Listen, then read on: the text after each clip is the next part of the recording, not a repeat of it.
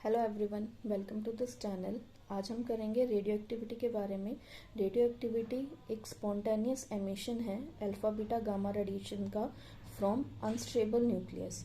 यहाँ मैंने 3 बातें बोली, देखो जो ध्यान देने वाली हैं। पहली क्या चीज़ है हमारे पास? Spontaneous emission. स्पॉन्टेनियस एमिशन का मतलब क्या है कि ये एक ऐसा फिनोमिना है जो अपने आप से होता है, विदाउट एनी फोर्स। इसके ऊपर कोई फोर्स नहीं लगता बच्चों।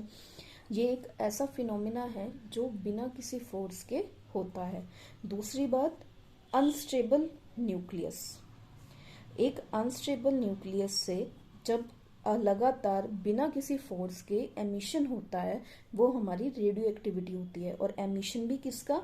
Alpha, beta and gamma. देखो बच्चों, अगर ध्यान से, अल्फा और बीटा एंड गामा, यानी कि एक टाइम पे अल्फा और बीटा में से एक पार्टिकल निकलेगा with combination of gamma. Alpha और बीटा सेम टाइम पे नहीं निकल सकते, एक टाइम पे एक ही पार्टिकल निकलेगा, एमिट होगा, और साथ में क्या है, गामा तो हो ही सकता है उनके साथ। इसलिए मैंने अल्फा बीटा के बीच में और वर्ड लिखा है, यानी कि या, अल्फा या बीटा, एंड लिखा है और गामा।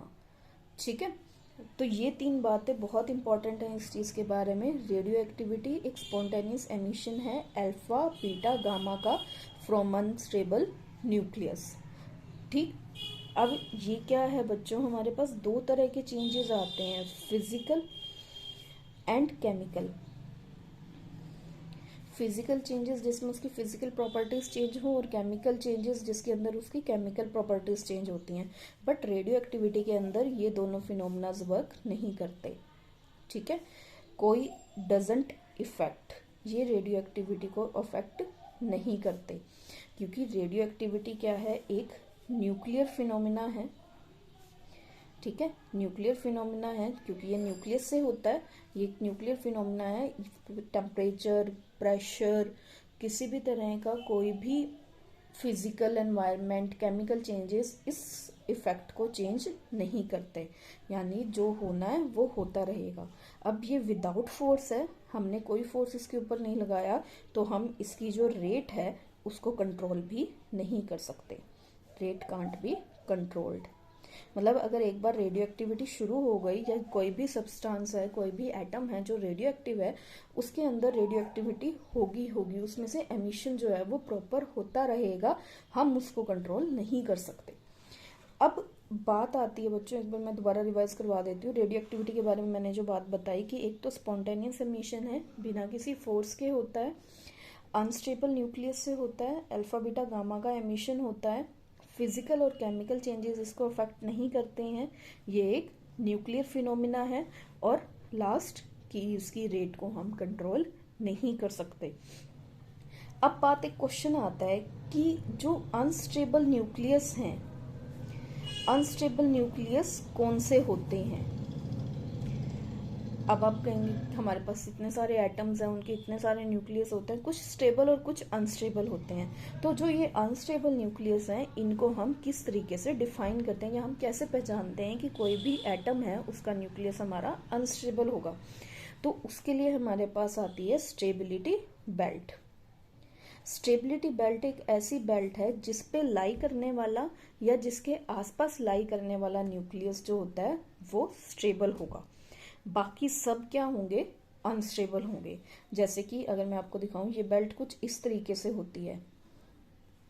यहाँ हमारे पास नंबर ऑफ प्रोटॉन्स होते हैं, एटॉमिक नंबर हो गया, और यहाँ पे हमारे पास नंबर ऑफ न्यूट्रॉन्स होते हैं, यानी A-Z, mass number minus atomic number.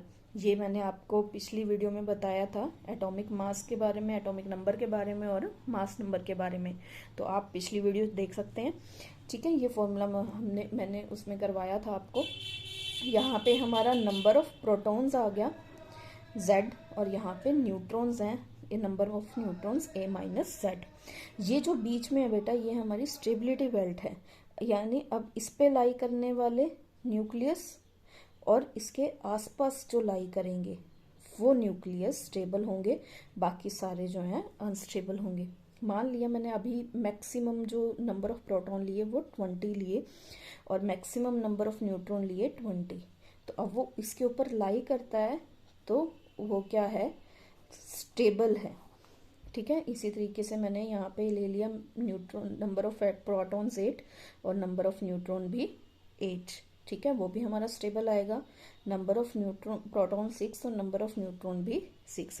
यानी मैंने अभी मैक्सिमम लिया z इज इक्वल टू 20। यहाँ पे हमने जो डेफिनेशन की बाय एक्सपेरिमेंट वो क्या देखा कि जिनका एटॉमिक नंबर 20 से नीचे है, बिलो 20, या ये कह सकते हो बिलो एंड इक्वल टू 20। ठीक है, तो वो क्या है मेरे पास, वहां पे कौन सा न्यूक्लियस स्टेबल होगा, जो कि जिनका एटॉमिक यानी जिनके नंबर ऑफ प्रोटॉन्स जो हैं वो इक्वल होंगे नंबर ऑफ न्यूट्रॉन के। बिलो 20 की बात करें या इक्वल टू 20 की बात करें, अगर एटॉमिक नंबर वहां तक हम लेके चलें तो जितने 20 से नीचे वाले एटम्स हैं, न्यूक्लियस हैं, तो वो क्या हैं, वो स्टेबल होंगे जिनके अंदर नंबर ऑफ प्रोटॉन और नंबर ऑफ न्यूट्रॉन्स इक्वल होंगे। फॉर एग्जाम्पल ले लो, हमारे पास कार्बन है, कार्बन 12, 6, ऑक्सीजन 8 और 16। अब इसमें देखो अगर, तो कार्बन 12 में क्या है, नंबर ऑफ प्रोटॉन्स जो हैं, Z जो है मेरे पास 6 है इसका, और नंबर ऑफ प्रोटॉन भी क्या है, 6 है। इसी तरीके अगर ऑक्सीजन की बात करूँ तो नंबर ऑफ प्रोटॉन इसमें 8 हो गए और नंबर ऑफ न्यूट्रॉन्स जो हैं वो कितने होंगे, 16 माइनस 8 इज इक्वल टू 8। तो इनमें क्या है, जो नंबर ऑफ न्यूट्रॉन है वो इक्वल है नंबर ऑफ प्रोटॉन के। ठीक, अब एक आध और ले लेते हैं हम। अगर मैं यही कार्बन का आइसोटॉप ले लूँ, कार्बन 614, तो इसके अंदर हमारे पास क्या है, प्रोटॉन, नंबर ऑफ प्रोटॉन हमारे पास 6 हैं और नंबर ऑफ न्यूट्रॉन जो है वो 14 माइनस 6 इज इक्वल टू 8। तो यहाँ पे क्या है, number of neutron not equal to number of proton. तो हमारे पास कार्बन 14 जो है ये अनस्टेबल है। ठीक है, इसी तरीके से हमारे पास हाइड्रोजन का आइसोटॉप आता है, H3, ट्रिटेनियम बोलते हैं हम इसको। इसमें नंबर ऑफ प्रोटॉन जो है वो 1 है और नंबर ऑफ न्यूट्रॉन कितना हो गया, 3 माइनस 1 2। इसमें भी नंबर ऑफ न्यूट्रॉन जो है वो not equal to proton, number of protons है। तो ये भी हमारा क्या है, रेडियो एक्टिव सब्सटेंस है। अगर आपने अगर न्यूक्लियर फ्यूजन पढ़ा हो तो फ्यूजन में बेटा हम ट्रिटेनियम का यूज करते हैं। ठीक है, ये हमारा एक रेडियो एक्टिव सब्सटेंस है। अब ये तो बात थी कि बिलो 20 जो है। अगर मैं आफ्टर 20 की बात करूं, आफ्टर 20 यानी जिनका एटॉमिक नंबर 20 से ज़्यादा है, उनमें क्या होता है बच्चों। अब अगर देखो तो ये जो हमारी स्टेबिलिटी बेल्ट है, ये स्टेबिलिटी बेल्ट इस तरफ झुक रही है, इसका जो झुकाव है वो नंबर ऑफ न्यूट्रॉन्स की तरफ है। यानी अब क्या होगा, जिनके अंदर नंबर ऑफ न्यूट्रॉन्स ज़्यादा होंगे नंबर ऑफ प्रोटॉन से, वो क्या होंगे, वो स्टेबल होंगे। ठीक है, जैसे हमारा एग्जांपल ले लो आयरन का, आयरन 56 26, इसमें नंबर ऑफ प्रोटॉन 26 है और नंबर ऑफ न्यूट्रॉन 56 है। तो आयरन क्या है, एक हमारा स्टेबल पार्टिकल है, स्टेबल न्यूक्लियस है हमारा। इसी तरीके से ये आफ्टर 20 जितने भी हैं लेकिन बिलो 80, यहाँ पे भी आप मेंशन कर सकते हो कि बिलो 80,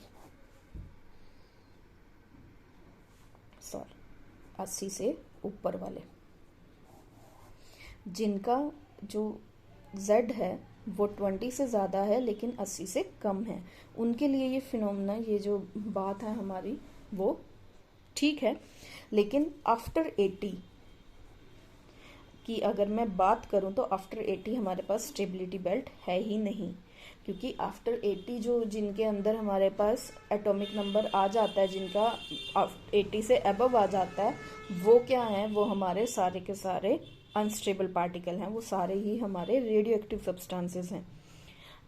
ठीक है, अब आपको समझ में आया कि हमारे पास कौन से जो एटम्स हैं जो वो स्टेबिलिटी में आएंगे और कौन से अनस्टेबल में आएंगे। जितने भी हमारे 80 से अबव वाले हैं वो सारे ही हमारे अनस्टेबल न्यूक्लियस हैं, क्योंकि वो हैवी न्यूक्लियस में आ जाते हैं। जो 20 से पहले वाले हैं वो सारे लाइटर न्यूक्लियस हैं, तो उनमें से कुछ एक रेडियो एक्टिव हैं और कुछ एक नहीं है। वो फॉर्मूला मैंने आपको बता दिया कि आपको क्या देखना है, सिर्फ नंबर ऑफ प्रोटॉन और नंबर ऑफ न्यूट्रॉन देखने हैं। 20 से पहले जिनका नंबर ऑफ न्यूट्रॉन इक्वल है नंबर ऑफ प्रोटॉन से वो स्टेबल हैं, बाकी सब अनस्टेबल हैं। आफ्टर 20 जिनके नंबर ऑफ न्यूट्रॉन ज़्यादा हैं प्रोटॉन से वो स्टेबल हैं, और आफ्टर 80 तो सारे ही अनस्टेबल हैं। ठीक, ये आपकी रेडियो एक्टिविटी के बारे में था, जो मैंने कुछ इंपॉर्टेंट बातें बताई और न्यूक्लियस की स्टेबिलिटी के बारे में आपको बताया। अब इससे आगे हम अल्फा बीटा गामा एमिशन करेंगे नेक्स्ट वीडियो के अंदर। ये वीडियो आपको पसंद आई हो तो प्लीज़ लाइक एंड सब्सक्राइब ज़रूर कीजिए, और कमेंट सेक्शन में प्लीज़ मुझे बताइएगा कि आपको अगर कोई डाउट है तो मैं उस डाउट को क्लियर करूँगी। और अगर कोई आपको अपनी तरफ से कोई सजेशन देना चाहते हो आप, तो प्लीज़ कमेंट सेक्शन में जाके आप राइट कर सकते हैं। ठीक है, थैंक यू।